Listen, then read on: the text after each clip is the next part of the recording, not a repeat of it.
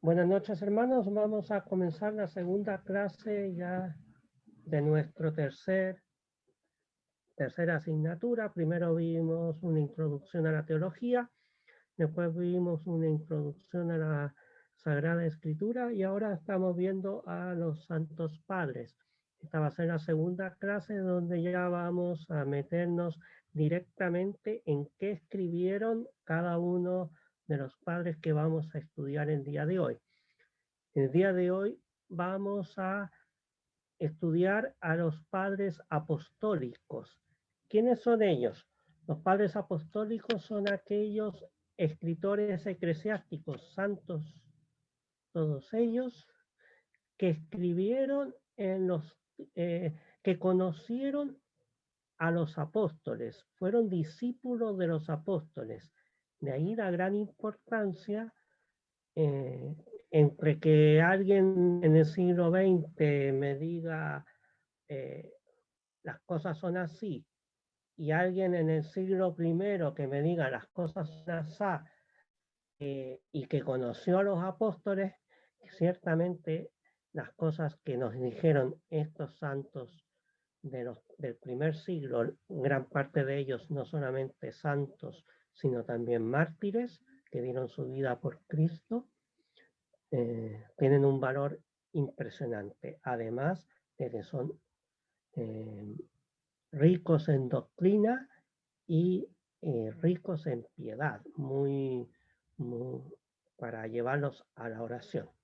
Entonces vamos a comenzar esta clase, como siempre, rezando al Señor, en el nombre del Padre, del Hijo, del Espíritu Santo. Amén. Señor Jesús, te damos gracias porque nos has permitido juntarnos esta noche en esta nueva clase. Te pedimos que nos ayudes a conocerte más, que ese conocerte más nos ayude a servirte mejor, especialmente en nuestros necesitados, y que logremos en esta Cuaresma 2020, 2021, ver realmente en nuestros necesitados, en nuestros hermanos, a ti, que veamos en aquella persona que está alejada de ti, ya sea en doctrina, ya sea en su vida, en su pecado, y que estas clases nos ayuden a llevarlos a ti, principalmente por el ejemplo nuestro. Por eso te pedimos la gracia para que podamos vivir estas enseñanzas, hacerlas nuestras, y después que las sepamos comunicar a nuestros hermanos. Dios te salve María, llena eres de gracia, el Señor es contigo, bendita tú eres entre todas las mujeres y bendito es el fruto de tu vientre Jesús. Santa María, Madre de Dios, ruega por nosotros pecadores, ahora y en la hora de nuestra muerte. En el día de San José, Santo Patriarca San José, ruega por nosotros. En nombre del Padre, del Hijo y del Espíritu Santo. Al igual que la semana pasada, vamos a hacer las clases a modo de clase. Por lo tanto, si alguien quiere en algún momento interrumpirme, yo no me molesto, todo lo contrario, mientras ayude en el sistema, con tal de que sea una consulta pertinente al tema que estamos tratando, bienvenido sea, me pueden interrumpir, no hay ningún problema. La semana pasada yo les di, primero que nada, ¿me escuchan bien? ¿Alguien me puede responder? Sí, perfectamente, hermano Manuel. Ok, muchas gracias. Yo escucho perfectamente bien, gracias, Manuel. Muchas gracias, hermana. Ya. La semana pasada yo les mandé un archivo donde aparece los santos padres de apostólicos, siglo I, siglo II. Yo personalmente lo imprimí. Son dos más o menos parecidos a esto, lo dividí en dos.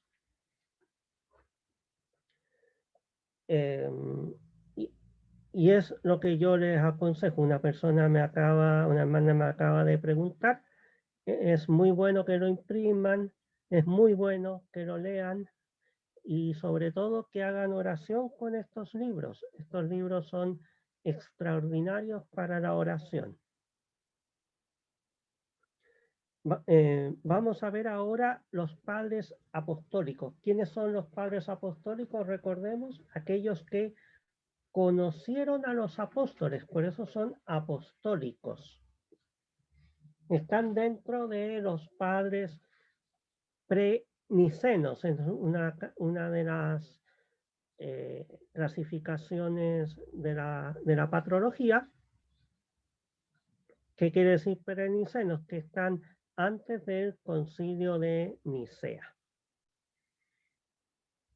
Entonces, vamos a ver, el primero, no se sabe su autor o sus autores, es la Didaché. Didaché, dice por acá. ¿Qué es la Didaché? La Didaché es un catecismo.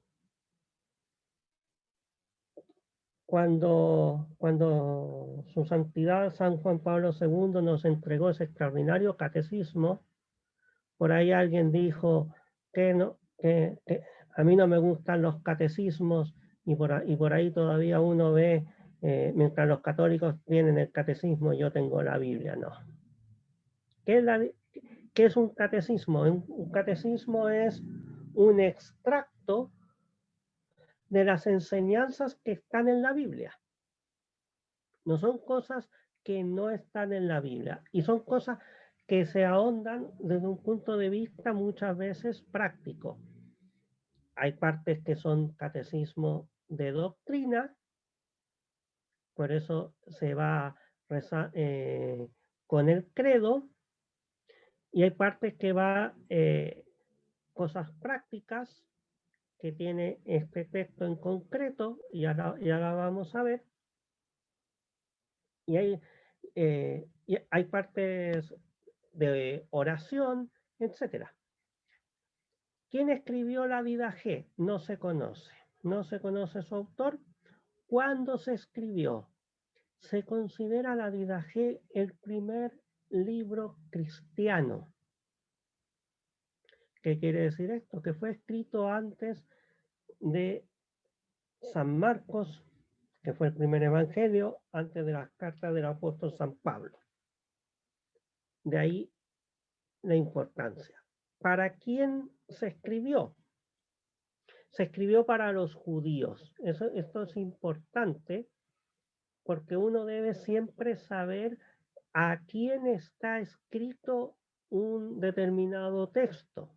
Por ejemplo, hay algunos textos que algunos padres lo escriben al emperador, o lo escriben a los romanos, o lo escriben para los mismos cristianos de todo el mundo. Este texto fue escrito para los judíos cristianos. Y así yo le puedo decir brevemente lo que tiene el apunte que le acabo de compartir. Es un libro popular de doctrina cristiana que resume la doctrina cristiana en cuanto a la catequesis del catecúmeno, o sea, aquella persona que se está iniciando en el cristianismo.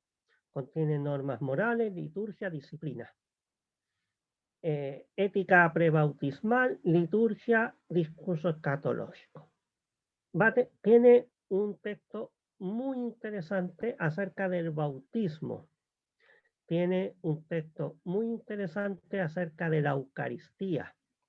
Tiene un texto muy importante acerca de la necesidad de estar limpio para recibirla, es decir, estar confesado. Y tiene un texto donde nos dice de que el Padre Nuestro hay que rezarlo 3 veces al día. Es decir, el autor de la Didaché claramente, hermanos míos, no es protestante porque los protestantes no rezan 3 veces al día el Padre Nuestro. No era protestante, eso está claro. Después se recomiendan obras de limosna, la jerarquía ministerial, apóstoles y profetas, y manifiesta finalmente la importancia de la parucía. Vamos a ver algunos pasajes muy pequeños acerca de la didaje. Comienza la didaje diciendo: existen dos caminos, uno de la vida y otro de la muerte, pero grande es la diferencia que hay entre los dos caminos. ¿Ves? O sea, si uno lee la didaje y conoce más o menos los evangelios, va a ver que el pensamiento es absolutamente uniforme. Este texto, el primero de la didaje, es un texto evangélico.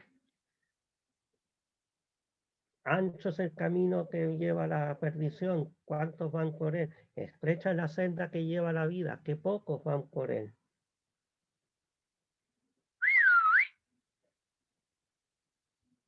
Dice que hay que amar a Dios, hay que ayunar con los que los persiguen. Miren, lo mismo que enseña Jesús en el Evangelio, no es algo distinto. Esas personas que dicen que el catecismo tiene algo distinto, pues no lo conocen. Absténganse de la carne y los deseos mundanos. Si te golpean en la mejilla derecha, vuélvele la otra mejilla. ¿Ves? Son puras enseñanzas evangélicas. Después sigue poniendo los mandamientos de la ley del Señor: no matar, no levantar falso perjurio. Después el capítulo 3, huye de lo que es malo y de todo aquello que se le parezca. No seas murmurador, sé manso, sé paciente. Capítulo 4, acuérdate del día y de la noche que te habla la palabra de Dios, hónralo. Buscarás de día el favor de los santos para que puedas descansar en sus palabras.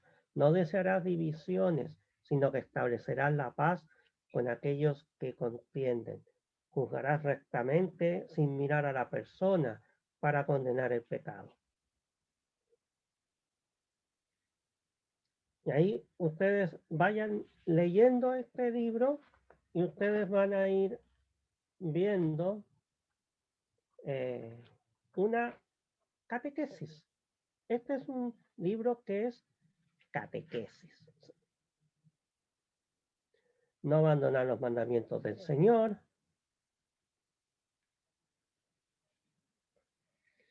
El camino de la muerte es este. Primero es maligno y lleno de maldición. Se encuentran homicidios, adulterios, concupiscencias, fornicaciones, robos, idolatrías, adivinaciones, hechicerías, robos, falsos testimonios, hipocresía, doble ánimo, artimaña, orgullo, malicia, obstinación, codicia, deshonestidad en hablar. Si uno ve la lista de los pecados que aparecen en San Marcos, en San Pablo, son exactamente los mismos pecados. No hay diferencia. En el capítulo 8, no hay que orar como los hipócritas, sino como el Señor en su evangelio les enseñó a orar. Padre nuestro que estás en los cielos, santificado sea tu nombre, venga tu reino, hágase tu voluntad como en el cielo, así en la tierra.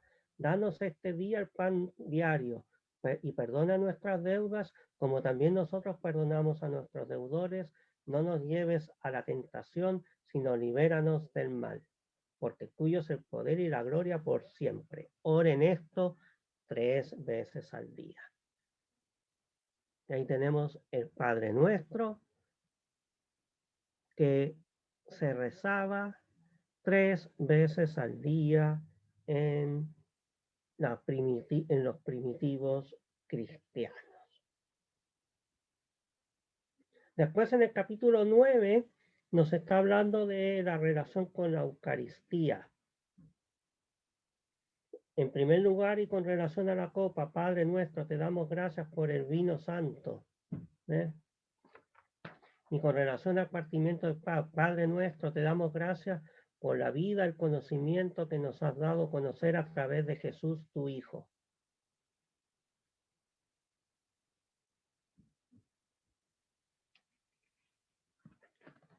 Etcétera. Vayan leyendo, son pequeñas frases de 2, 3 líneas.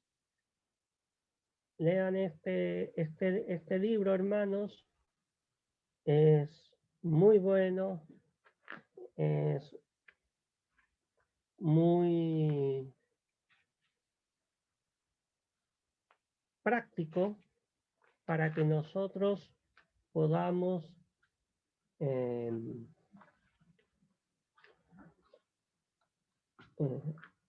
vivir como los primeros apóstoles.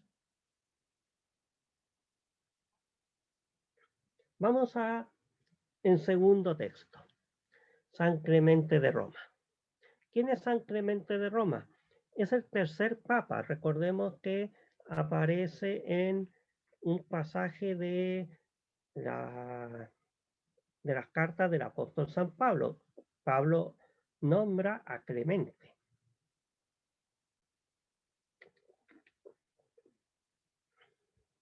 Dice la tradición que fue ordenado por el mismo San Pedro. Y San Pablo lo menciona en la carta a los Filipenses 4:3. Murió mártir de Cristo en el año 97. De él nos llega la carta a los Corintios. Recordemos que San Pablo escribió una carta a los Corintios. Corintios era una ciudad importante en el imperio, en Grecia. ¿Y qué es lo que pasaba en Corintios? Los fieles estaban con disgusto con su obispo y no le obedecían. Y se acude ¿a quién? Al obispo de Roma. Esta carta es la primera muestra de un papa mandando en un sitio que no era Roma.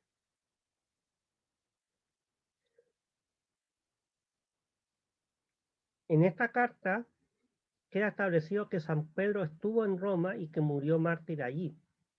Lo dice San Clemente. Y que San Pablo estuvo en España. Trata de la sucesión apostólica, que la jerarquía viene de Dios.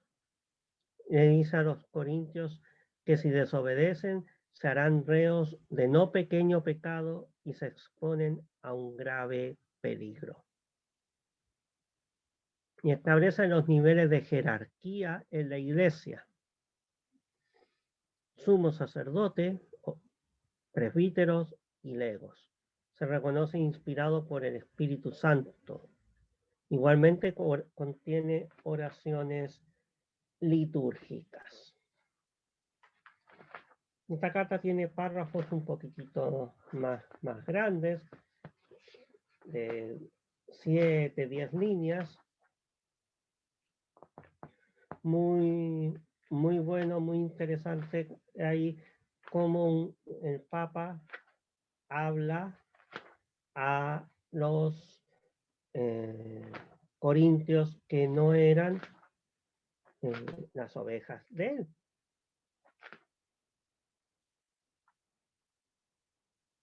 Yo por aquí subrayé algunas cositas en el texto que ustedes tienen.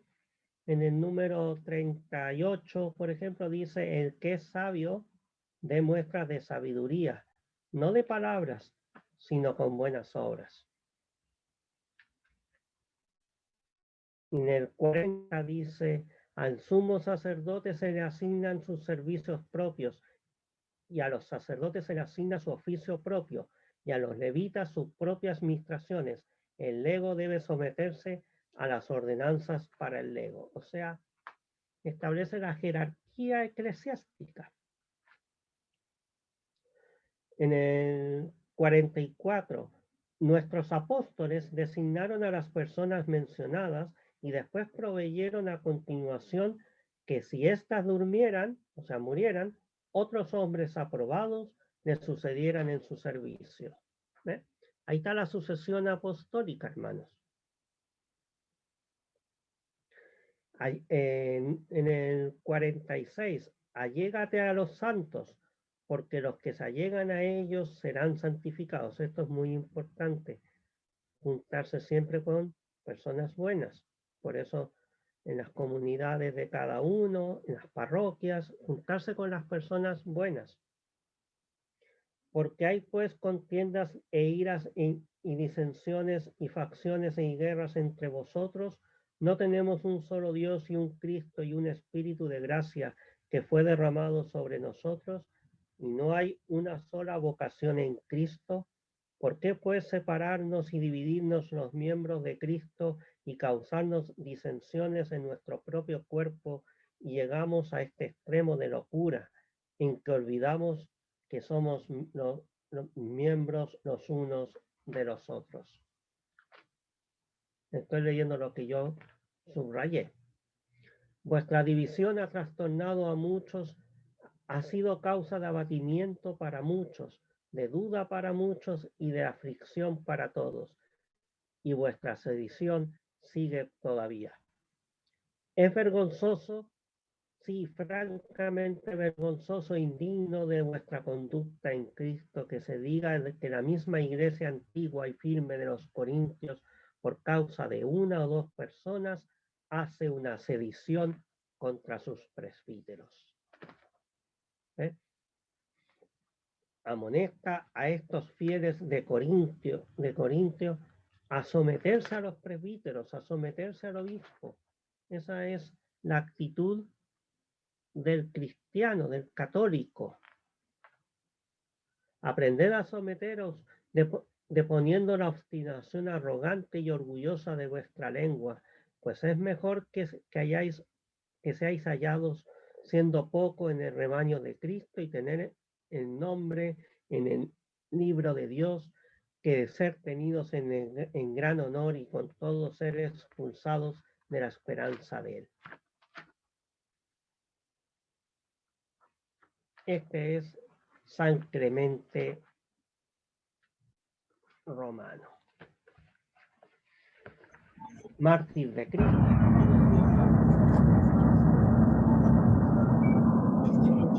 ¿Abrió un micrófono por ahí? Entonces, este es San Clemente Romano, hermanos, que nos enseña a estudiar, a amar esta iglesia jerárquica, con obispos, presbíteros, diáconos. Habla de un primado romano, una devoción a la Eucaristía, defensor de la ortodoxia de la fe, donde ataca las herejías del momento, el docetismo y los judaizantes. La voluntad salvífica divina. La vida espiritual del cristiano es imitar a Jesús, inhabitación de Cristo en el alma, con la unión jerárquica y la participación de los sacramentos. No, perdón, me fui al siguiente. Vamos entonces al siguiente, perdón, estaba leyendo San Ignacio de Antioquía. ¿Quién es este santo padre San Ignacio de Antioquía? Tercer obispo de esta ciudad. Recordemos que en Antioquía se empezaron a llamar a los discípulos de Cristo cristianos. Y este es el tercer obispo de Antioquía. Vamos a ver las cartas de San Ignacio. Se sabe poco de él, solamente que fue obispo de Antioquía y que murió en el año 107 triturado por las fieras en Roma. Fue llevado desde su ciudad Antioquía hasta Roma y en el trayecto él escribió 7 cartas. Antioquía fue una ciudad fundada por Seleuco I, poco antes, conquistada para Roma por Pompeyo, un poquitito antes del nacimiento de Jesús, y es una importante ciudad del oriente. Está ubicada en lo que hoy día es Siria. ¿Cuánta gente vivía en Antioquía? Unas 200.000 personas, ojo, libres. A eso hay que agregarle los esclavos, que no eran pocos. Por lo tanto, no sería extraño que en Antioquía hubieran unas 400.000 personas sin problema. Es decir, una gran ciudad para la época. San Ignacio es detenido y llevado a Roma por ser cristiano. Su primera carta es la que escribe a Filadelfia. Es una carta breve, una par de páginas, donde exhorta a la unidad bajo los obispos y los presbíteros. Tiene la providencia de que su obispo es un santo varón. Le dice, a donde va el pastor, allí deben seguirlo las ovejas. Enseñanza de jerarquía eclesiástica que se repite en casi todas las otras misivas. Igualmente le pide alejarse de los cismas, caminar en el mismo sentir de la iglesia y termina invitando a participar, escuchen bien, en la Eucaristía. ¿Con quién? Con los obispos, los presbíteros y los diáconos.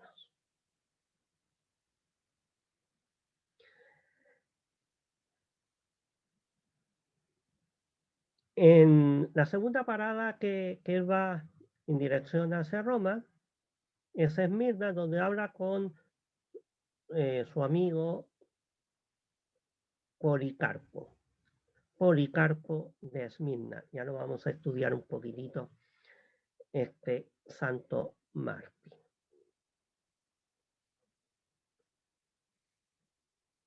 Y ahí es visitado por delegaciones de iglesias. ¿Qué significa esto?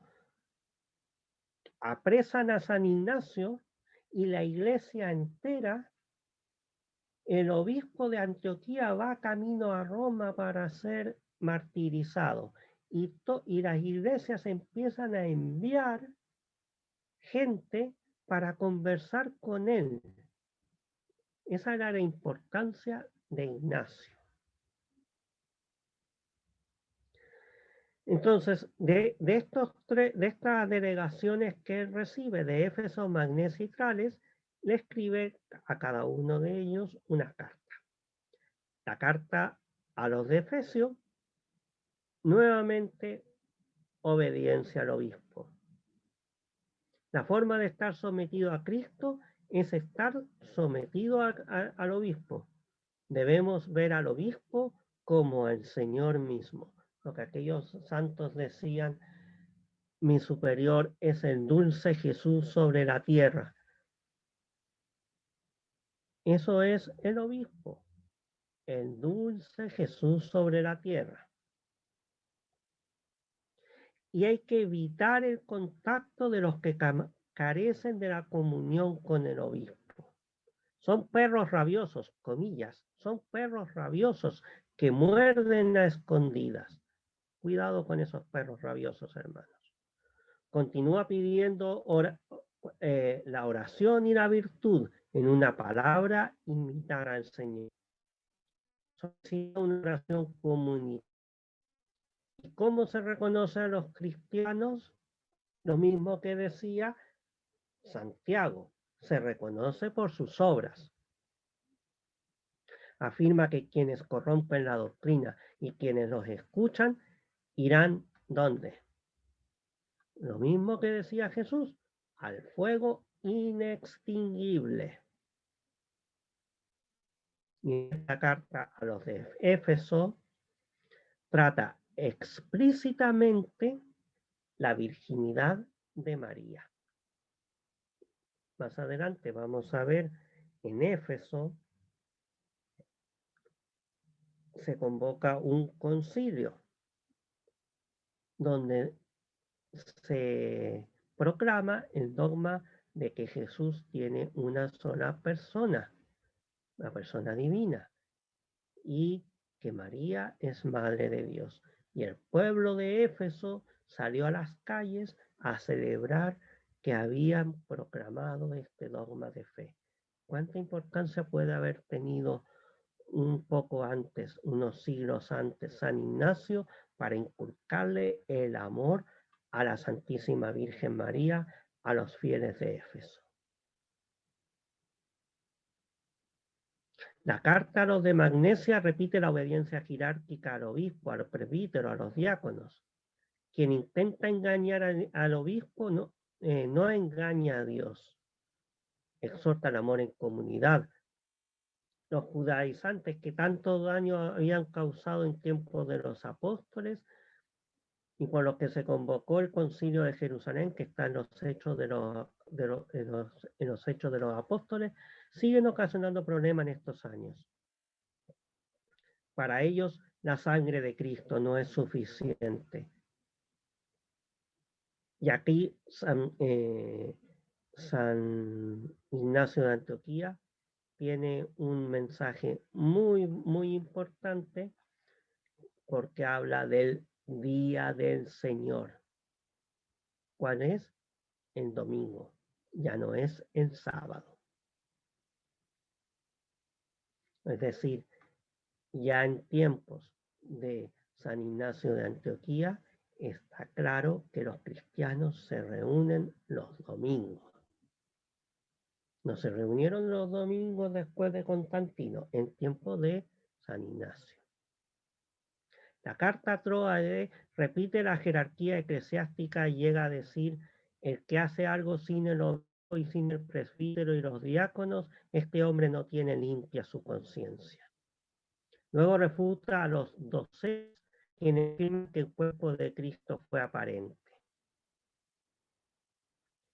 ¿Cómo va a ir contento un martirio San Ignacio de Antioquía cuando Cristo es algo aparente que no existió?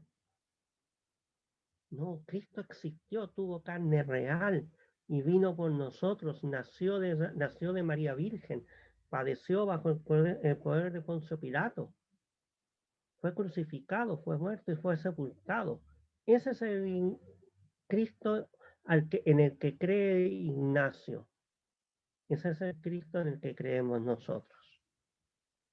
A diferencia de lo que decían los docetas, un cuerpo aparente. No existe. Luego escribe una carta muy hermosa.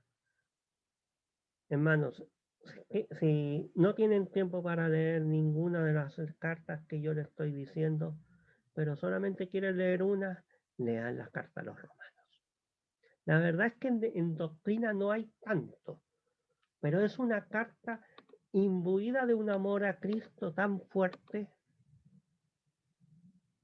que es como leer a San Pablo. Leer a San Ignacio de Antioquía es como leer a San Pablo. Para mí la vida es Cristo. ¿Qué pasaba? En Roma los cristianos ya eran importantes, ya tenían cierto poder, ya habían llegado a la corte del César. ¿Y qué estaban haciendo? ¿Y qué hacían con la gente que iba de diversas partes a morir a Roma? Empezaban a mover sus influencias para que quien venía a Roma no muriera mártir. ¿Y qué es lo que le dice San Ignacio? No sean oportunos, hermanos. ¿Me van a privar a mí de morir por Cristo?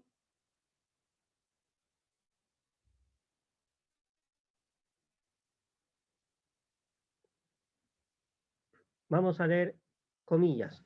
No quiero que agradéis a los hombres, sino a Dios, tal como le agradáis. Yo nunca tendré ocasión como esta, yo nunca tendré ocasión como esta de alcanzar a Dios, ni vosotros, si calláis, podréis firmar una obra mejor. Pero si calláis respecto a mí, yo seré palabra de Dios. Pero si amáis mi carne, de nuevo seré simple voz. No me procuréis otra cosa que no sea el ser ofrecido a Dios. Es bueno que orientado hacia Dios me oculte al mundo para amanecer en Dios. San Ignacio ansiaba el martirio. Quería ser comido por leones, porque para eso él sabía que iba a eso. No lo iban a matar de una flecha así rápidamente, que iba a morir rápido, no, lo iban a comer los leones. Él sabía que iba a eso. Como estos romanos le querían quitar el morir por Cristo. Varios siglos después, en Canadá, San Juan de Brebeuf, un santo jesuita, hace voto de morir mártir.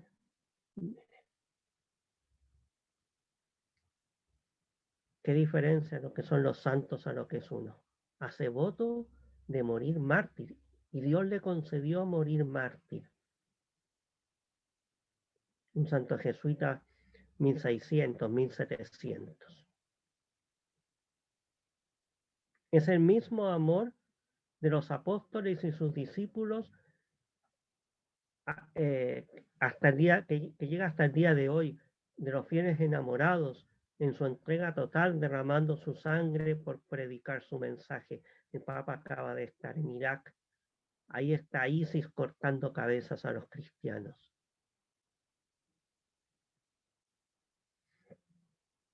Doctrinariamente esta carta no tiene tanto, pero tiene tanto amor a Cristo que es imposible no inflamarse en amor a Cristo.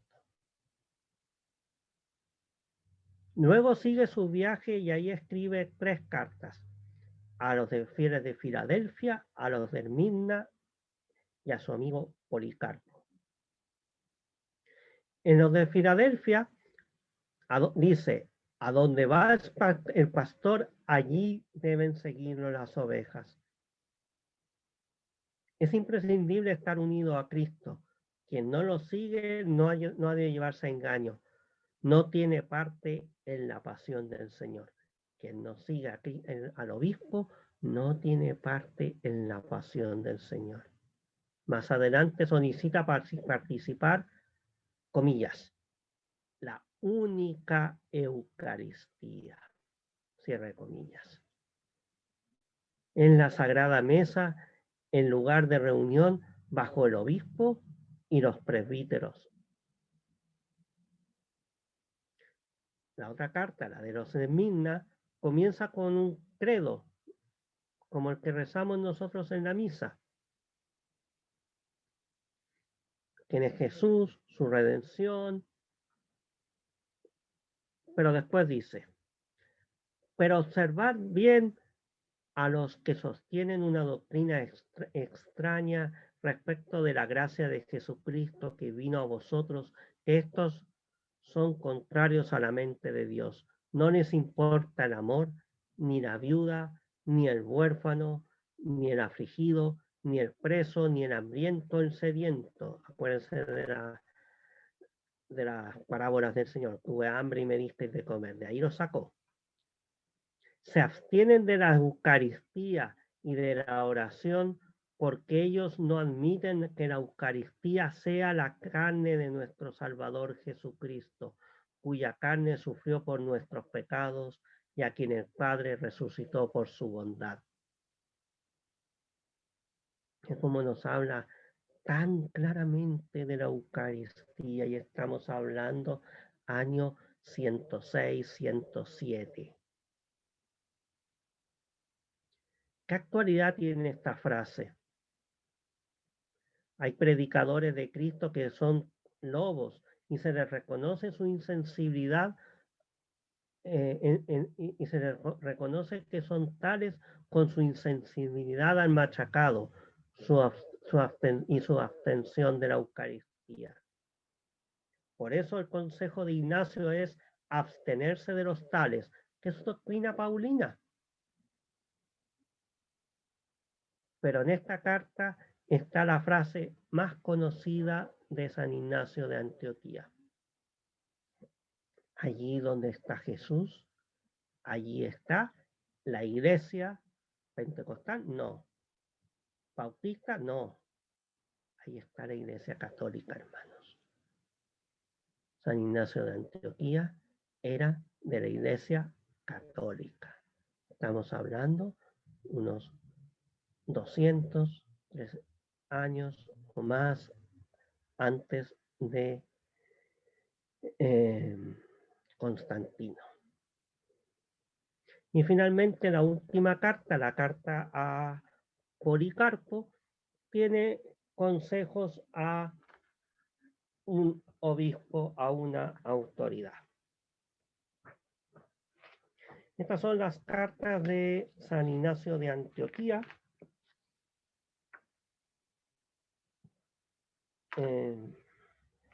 Muy interesantes todas ellas.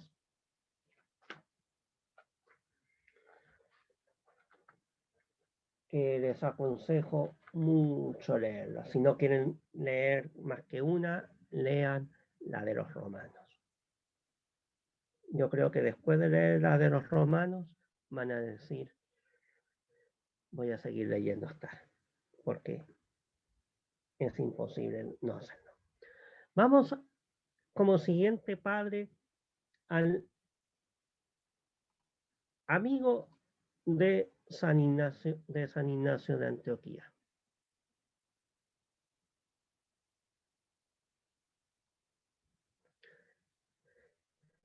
Policarpo de Esmirna. ¿Quién es Policarpo? Policarpo es un obispo de Esmirna, ciudad de Asia Menor, terreno de San Juan, evangelista. Era discípulo de San Juan Evangelista.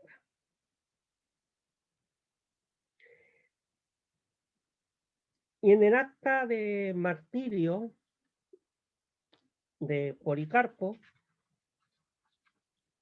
dice el procónsul, jura también por la fortuna del César y reniega de Cristo.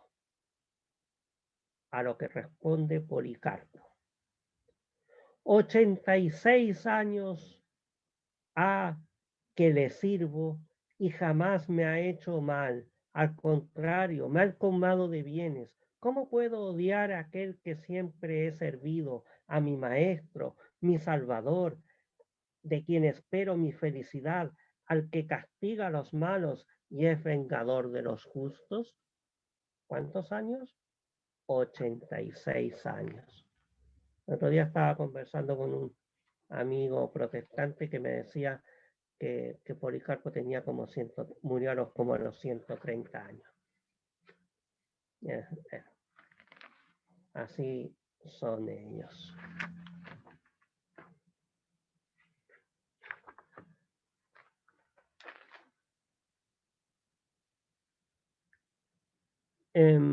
Dentro de las cartas que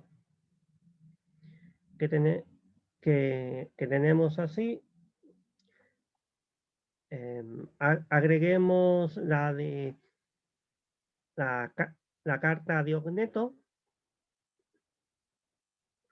Esa carta la escribe un discípulo de los apóstoles. No se sabe quién es, pero es un discípulo de los apóstoles.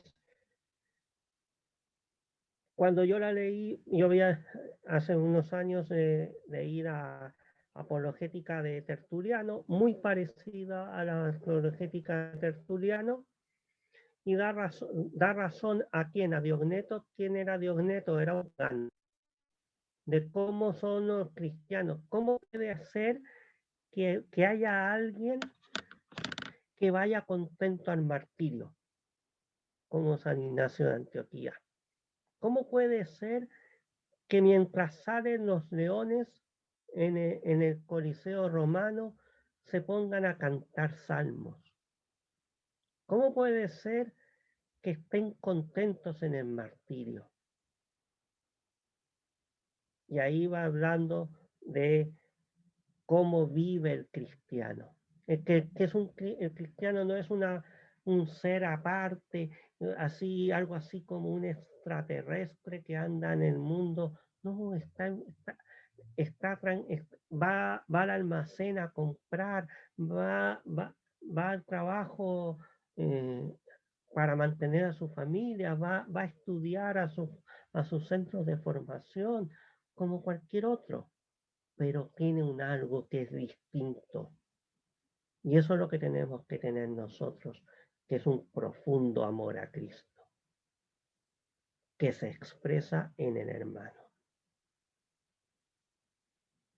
Esa es la carta a Diogneto.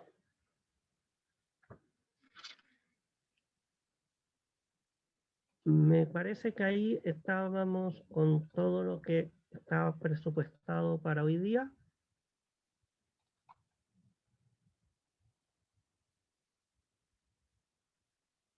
A ver.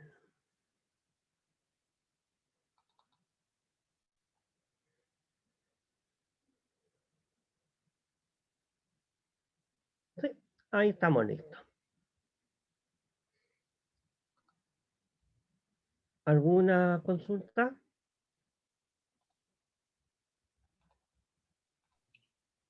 Una preguntita, hermano Manuel. ¿Por qué la Didache no se incluye en los libros del Nuevo Testamento? Es buena pregunta. De hecho, muchas personas lo consideraban inspirado, igual que los escritos de San Ignacio de Antioquía. Hay mucha gente que pensó de que la carta a los hebreos no estaba inspirada, que la segunda carta de San Pedro no estaba inspirada, que el Apocalipsis no estaba inspirado, que el Pastor de Hermas, que lo vamos a estudiar más adelante, que es un libro apocalíptico, sí estaba inspirado. ¿Por qué? La hermana Adriana ahí nos dijo en la clase, hay varias variables que se van contando. Dicen que se encontró en el siglo XIX la Didache. Exacto, esa es una de las razones. Es un libro que En una biblioteca europea, dicen. Es un libro que existía de aquella época. Es el primer libro cristiano, pero que no tuvo la difusión que tenía, porque vino San Pablo y mandó la carta a los romanos, y los romanos dijeron, qué linda carta, copiémosla y mandémosla a Alejandría, mandémosla a Corinto, mandémosla a Jerusalén. Entonces la carta a los romanos ya empezó a ser una carta universal. Lo mismo pasa en mi primer libro, Teófilo, te dije tal cosa. Se describe a Teófilo, pero Teófilo se lo pasa a otro y dice, uy, qué lindo este texto que nos está escribiendo Lucas, copiémoslo. Y empieza a distribuirse por toda la cristiandad el Evangelio de San Lucas y los Hechos de los Apóstoles.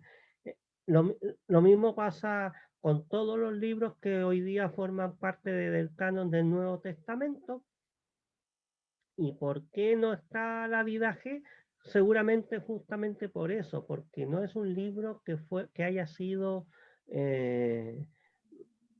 distribuido de forma tan copiosa como estos otros libros. Sí, también la hermana Adriana nos dijo también en la clase anterior que era un libro que se desconocía el autor y también era una de las cosas por las cuales no se incluía en el canon bíblico.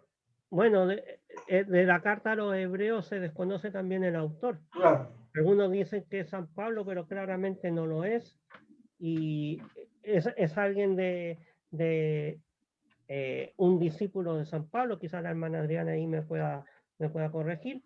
Es un discípulo de San Pablo. El pero pastor de Hermas es un discípulo de San Pablo, pero vamos a estudiar, no sé si la próxima o la siguiente semana, el pastor de Hermas. Es un libro apocalíptico.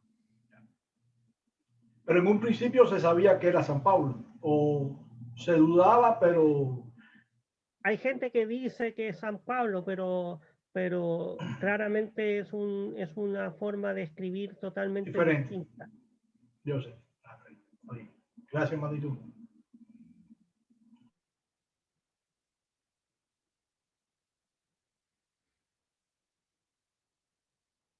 ¿Alguna otra pregunta?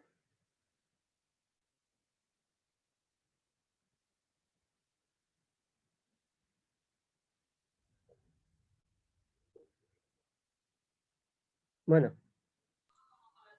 me, Hermano, dígame, hermana. muy, muy hermosas las cartas, yo no las conocía. Es una pasión por Dios, es una cosa maravillosa, la verdad, cómo escriben, lo que escriben, ese ardor por el amor de Dios. Usted dice que pues ojalá y eso también generara en nosotros, ¿no? Ese martirio, ese ofrecimiento. Nosotros como, bueno, como católicos podemos hablar con un sacerdote que vemos que está en una parroquia relativamente pasivo, que no actúa muy cerca de nosotros. Tenemos nosotros, no derechos, sino ese atrevimiento, podemos hablar con él y decirle, mire, padre, esto está pasando aquí, no queremos acercarnos más a usted, que platique más. Bueno, por la pandemia sí, pero tiempo antes que lo notamos como alejado de nosotros, como que no hay ese acercamiento. ¿Nosotros podemos hacerlo? A ver, yo le puedo responder con unas palabras de un cardenal arzobispo de Madrid, no el de ahora. eh, y le preguntaron algo acerca de eso. Entonces, Monseñor, a mí me gustan las misas carismáticas.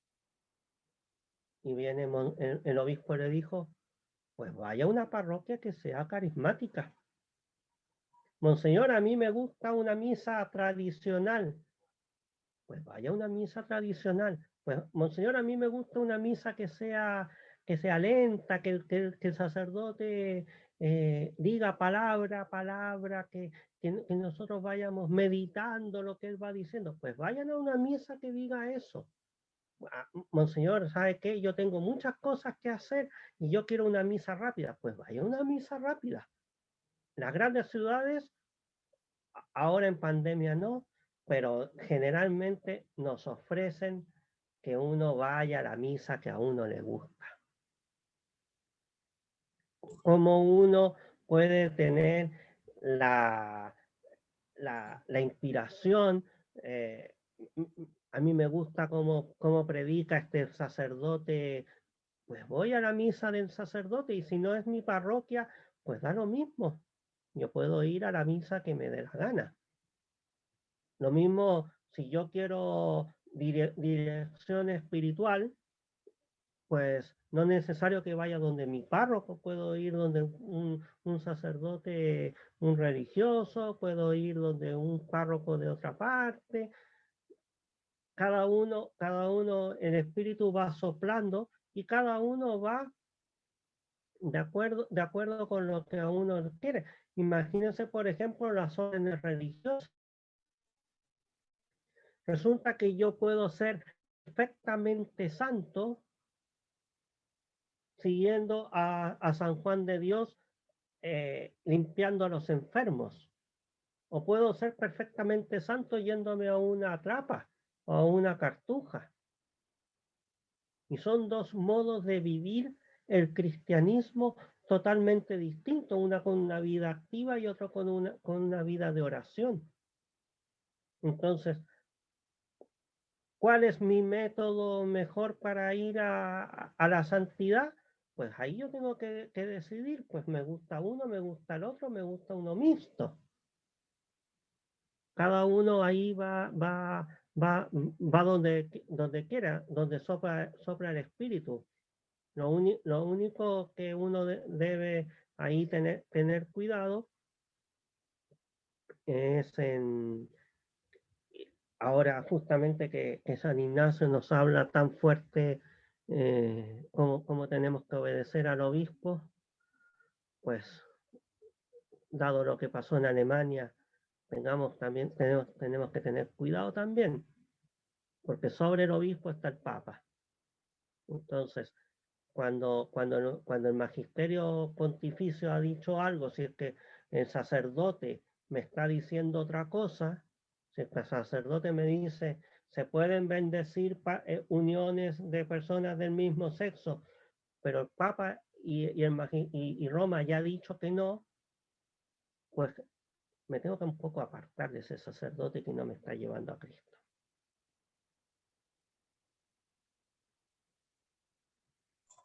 Entonces cada sacerdote trabaja a su modo y uno solamente debe de respetarlos y no poder decirles ni sugerir nada. O sea, aunque uno vea lo que... No, hermana, no. Uno le puede sugerir lo que uno quiere. Siempre en las parroquias generalmente un consejo consultivo.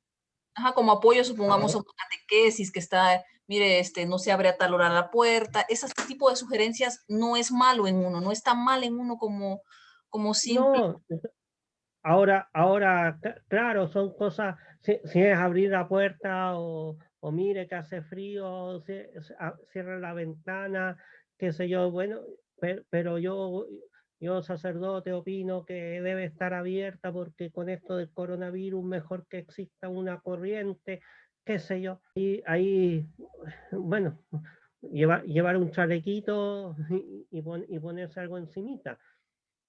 No queda otra, pero claro que siempre yo puedo, ¿cómo se llama? Eh, darle a los sacerdotes un- una opinión, pero sabiendo que eso es una opinión, o sea que el sacerdote, el párroco, tampoco está obligado a hacer lo que yo diga. Por ejemplo, en la Santa Misa, en la consagración, antiguamente había un solo canon para consagrar, que era lo que se llama el canon romano. Hoy día es el canon primero, que es el más largo. Y para que fuera más la gente que estuviera apurada, qué sé yo, se hizo el canon 2. Y el canon 2 es cortito. Y uno va a misa, incluso en semana, y qué canon se reza siempre el segundo. Un canon muy cortito, para que la misa termine pronto. A mí me gustaría el canon primero, pero bueno, si al sacerdote le gusta el canon segundo, pues que lo rece. Ok, hermano, gracias. Gracias.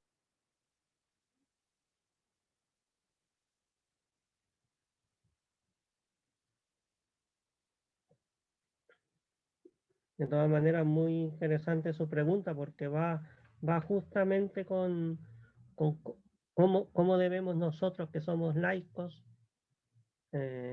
insertarnos en esta iglesia. ¿Cómo debemos insertarnos en esta iglesia y participar en esta iglesia? Y Cristo quiere su participación y ahí tenemos la la exhortación apostólica de San Juan Pablo II y del Papa Francisco, Christe Fidelis Laici, y no me acuerdo ahora el nombre de la del Papa Francisco, que nos habla de que los laicos no solamente podemos inmiscuirnos en esto, sino que debemos. Este es el tiempo de los laicos. Sin olvidarnos del sacerdote, del obispo, porque ellos son el verdadero Cristo, como decía San Ignacio. Pero este es el tiempo de los laicos. Abrir iglesias en nuestras casas. Pero Esa es la labor nuestra.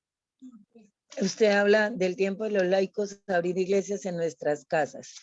Nosotros acá en Bucaramanga, en Colombia, estábamos haciendo parte de un grupo de oración y en esa casa donde teníamos el grupo de oración teníamos el Santísimo y se hacían Eucaristías. No sabemos por qué el arzobispo recogió todos los santísimos, o sea, y ya no permite hacer Eucaristías en esas casas de oración que tienen su altar, tienen su sagrario y tienen todo y tenían permiso de un cardenal que se los había dado antes. Entonces, nosotros disentíamos con el arzobispo porque de todas maneras somos iglesia doméstica y donde nosotros estábamos había mucha gente mayor que iba a congregarse allá a escuchar su Eucaristía el día domingo, a escuchar su Eucaristía el jueves en la tarde. Y el padre y el arzobispo cerró esos altares, no cerró la casa de oración, no. Cerró la posibilidad de hacer Eucaristías y no permitió más los sagrarios en esos lugares, siendo, a mi parecer, lugares santos. Sí, hermana, ahí hay que ver, suponiendo que un obispo dio permiso, porque en las casas no tiene que estar en principio el Santísimo. Es que es una casa de oración, ¿no? Es una casa de oración. Ah, ya, no es una residencia donde vive. No, es una casa de oración.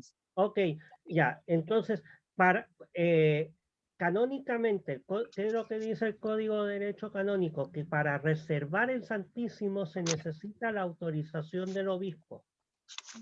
La tenía. Y eso, como la tenía, y si viene un obispo posterior y dice que no, pues no. Ahora, ¿qué es lo que se puede hacer? Como en todo,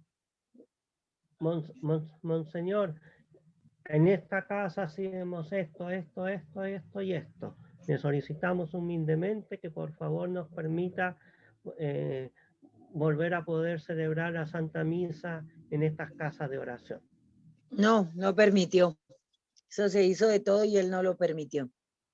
Y entonces dice que la gente debe ir a los templos, pero es que estamos hablando que cada familia puede ser una iglesia Exacto. doméstica.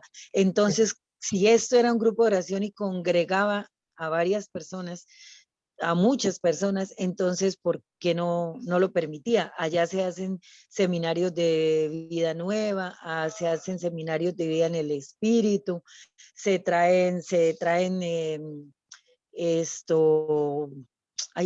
evangelizadores, ¿sí? Y al terminar, por ejemplo, un domingo teníamos una reunión, los domingos que teníamos predicador, sacerdotes, predicadores o evangelizadores que están avalados por la curia y por toda esa cosa. Él no dejaba terminar la reunión con Eucaristía. Al principio se hacía, y él el año antepasado, antes de la pandemia, él dijo, no se hacen más Eucaristías, y no dejaba terminar la reunión con la Eucaristía. Entonces, ¿cómo queda uno? O sea, exacto. ¿sí o no? Hermana, ante eso yo le puedo decir que a otro Ignacio, a Ignacio de Loyola, el fundador de los jesuitas, le Ajá. preguntaron, Padre Ignacio, ¿qué pasaría si el Papa disolviera la Compañía de Jesús? Imagínense, él había fundado la Compañía de Jesús. Toda su vida había sido para hacer que esa forma de seguir a Cristo tan particular de los jesuitas se llevara a cabo. ¿Y qué pasa si un papa suprime la Compañía de Jesús? Y él vino y dijo, 5 minutitos de oración ante el Santísimo y acato. A ver, ante eso, hermana, es el obispo el que lo está diciendo, juntar las manos, Señor, ilumina al obispo, Señor, ilumina al obispo, Señor, ilumina al obispo. Y esperar en Dios. Hay veces en que Dios Pues escribe, no lo iluminó. No bueno, lo iluminó y nosotros pero todavía lo se puede hizo. iluminar. Bueno, sí, es posible. Hasta hicimos ayunos y todas esas cosas y esperábamos. Alguna vez dijeron que lo iban a... Es que de repente, esto no es esa, y yo oro como los protestantes. Yo te mando que hagas tal cosa, Jesús. No. Es un asunto de yo me pongo ahí y Ni de proclamo repente, ni declaro, no. exacto, yo me pongo ahí y me pongo a orar, Señor, ilumina al obispo, Señor, ilumina al obispo, y de repente va a ver que se va a abrir el camino, ya sea con este obispo o de repente el Papa lo manda a otra parte y llega un obispo nuevo y este otro obispo. Yo sé de un caso de que un obispo aquí en Santiago cerró una casa, exactamente como la de ustedes, que era de un instituto religioso, y prohibió el Santísimo en esa casa. ¿Y qué pasó ahora? Cambiaron al arzobispo de Santiago y el nuevo arzobispo de Santiago lo permitió.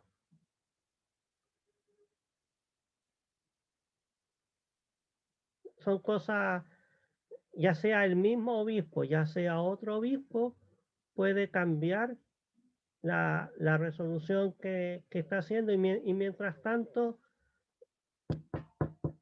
toque la puerta, toque la puerta, toque la puerta, toque la puerta.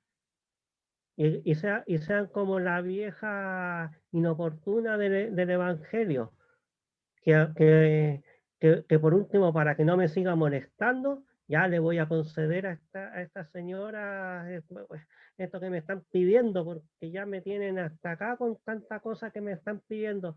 Y Dios lo dice con un juez inicuo, Jesús.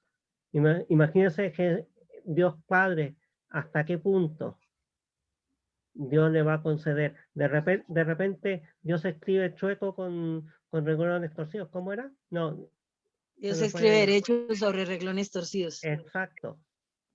Entonces, uno nunca sabe. Siga orando, siga haciendo los ayunos con la debida autorización del director espiritual.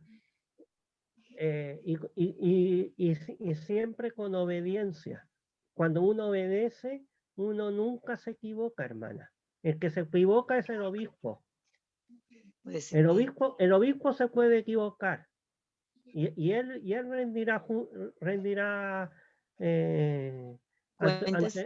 ante el juicio, y ahí el Señor le va a decir, ¿y tú por qué no dejaste que esta casa de oración? Es que a mí me pareció, es que te equivocaste al purgatorio. Dios. Es que te Nos alegramos, equivocaste.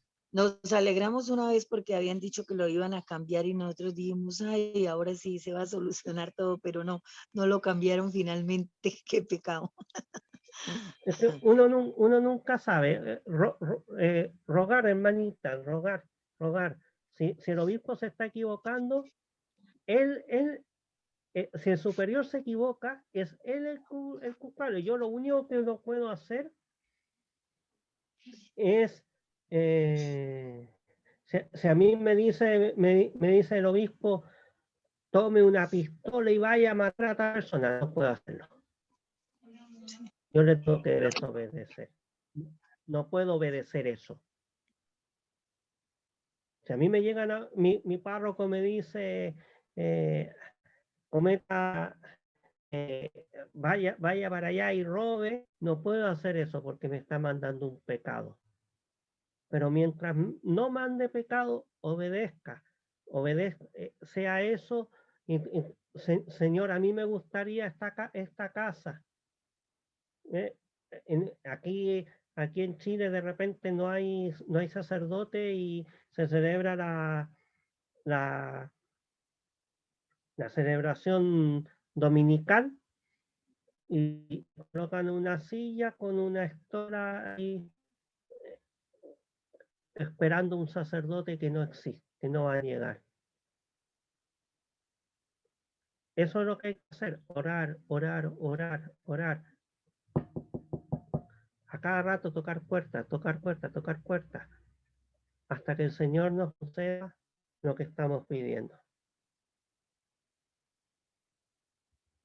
Así se hará entonces. Bueno, hermano, muchísimas gracias por su opinión y muchas gracias a todos.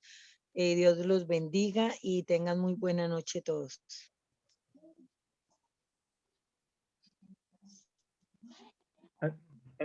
¿Alguna otra consulta? Bueno, muy interesante, hermanito, muy interesante el tema y me llamó mucho la atención el principio, ¿no? Del tema que es sobre los padres de la iglesia, la mención que hizo sobre la Didache y bueno, y toda la historia como es una historia itinerante, ¿no? Desde un principio como tiene toda una concordancia con lo que enseña la iglesia y con lo que enseña los evangelios, con lo que enseña el catecismo. Y es una riqueza que tenemos nosotros como cristianos católicos, saber de que desde el origen venimos trayendo la misma doctrina, la misma fe, un solo bautismo, un solo Señor, y es un regalo, un regalazo que Dios le ha hecho al mundo a través de la iglesia. Que los protestantes, por supuesto, no. Eso es lo lindo justamente de los padres de la iglesia. Ahí vamos a leer más adelante, de repente la próxima semana, no sé si la siguiente o la otra, son 4, no sé si la tercera o la cuarta, vamos a leer a San Justino. Y vamos a leer una celebración religiosa de San Justino. Si alguno de ustedes alguna vez ha ido a un culto protestante, para mí va a ser importante que me diga si lo que escribió San Justino, él lo vivió en ese culto protestante. A ver, ¿a qué se parece más? ¿Se parece más a la misa católica o se parece más a la reunión de los pentecostales? Exacto. Vamos a leer a San Justino, que es fines del siglo II. Hace poquito estuve mirando el testimonio de un ex protestante, se llama Leonardo, lo estuve entrevistando el hermano que también es un ex protestante, los dos fueron pastores y se convirtieron a la iglesia y cómo ellos ¿Un argentino, vieron, perdón? es argentino, exactamente, sí. Argentino. Le doy las gracias, hermano. Él tiene un canal de YouTube donde la Didache la explicó enterita. Sí, sí, Si excelente. alguien quiere Excelente. una serie de videos, ahí está este teólogo que era teólogo protestante y ahora es teólogo católico, un argentino, Sí. es extraordinario, muy bueno. Muy bueno explicado, cómo él va explicando todo. A mí me llamó enormemente la atención. El depósito de la Nadie, fe creo que se llama, no, de verdad que el no. canal. No, cuando desconocía su canal. Fue una entrevista que le hizo el hermano Plasencia a este hermano Se Leonardo. llama Leonardo Abdala. Ajá, pero Leonardo excelente. Abdala, y su canal es El Depósito de la Fe. Está extraordinario. Sí. Disculpen que no había participado. Excelente, hermano Manuel. Sí, se llama Leonardo Abdala y su canal es Depósito de la Fe. Está maravilloso. De verdad que se los recomiendo. Sí, de veras que sí. Exacto. Fernando Depósito de la Casanova Fe. tuvo la misma experiencia, o fue primero, ¿no? Fernando Casanova, pero la experiencia de él es igualita, casi prácticamente el mismo ciclo de conversión, porque es lo mismo. Ellos van saliendo de su ignorancia poco a poco, cómo ellos van entrando en ese conocimiento, les cuesta entrar, cómo dejar esa doctrina que le han lavado el cerebro durante tantos años y cómo ellos van entrando. El Señor es el que lo va llevando, ¿no? Y me llama la atención cómo él dice, cómo el Señor lo fue llevando poquito a poquito a través de libros protestantes, no católicos, sino protestantes, para darse cuenta de que la iglesia verdadera era la iglesia católica. Ya después, cuando entró de lleno en los libros de la iglesia, bueno, fue un pacatazo de eso que ya no tuvo más remedio que rendirse a los pies de Cristo en esta Santa Iglesia Católica, Eucaristía, María, Purgatorio, Comunión de los Santos, excelente. De verdad que yo me quedé sorprendido, ¿eh? De verdad. Y nada más que vi un pedacito, no he visto el canal todavía. Sí, voy a poner ahí el canal de el Depósito de la Fe, ahí en el grupo, por si alguien quiere aquí, por ejemplo, introducción a la vida, que voy a colocar y después pueden seguir viendo los otros. A quien quiera profundizar en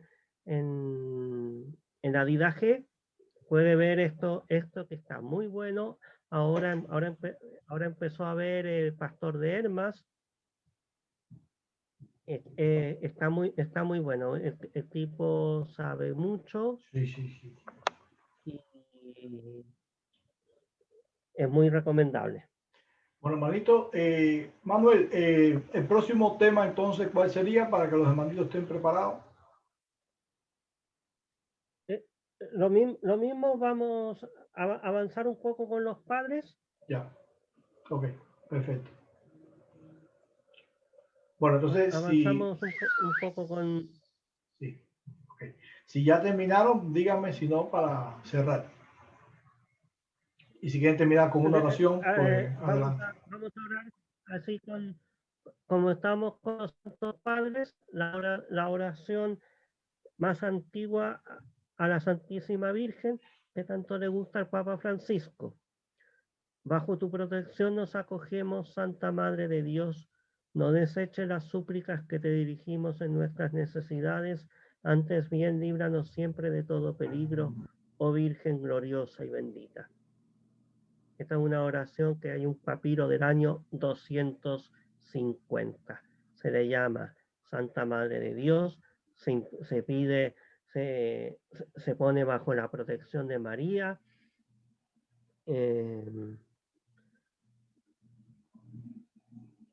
Se le llama Virgen. Ahí tenemos una fuerte mariología, año 250, más de 100 años antes de Constantino. Me recordaste algo, hermano Manuel. Hoy estuve debatiendo poquito con un protestante y entonces él me decía que dónde estaba María en el principio de la iglesia y quién era Mariano. Yo le dije, bueno, los primeros marianos fue el Padre, el Hijo y el Espíritu Santo. Y él en sentido de en burla me dice, no, eso no era católico romano, la Trinidad no es católica romana.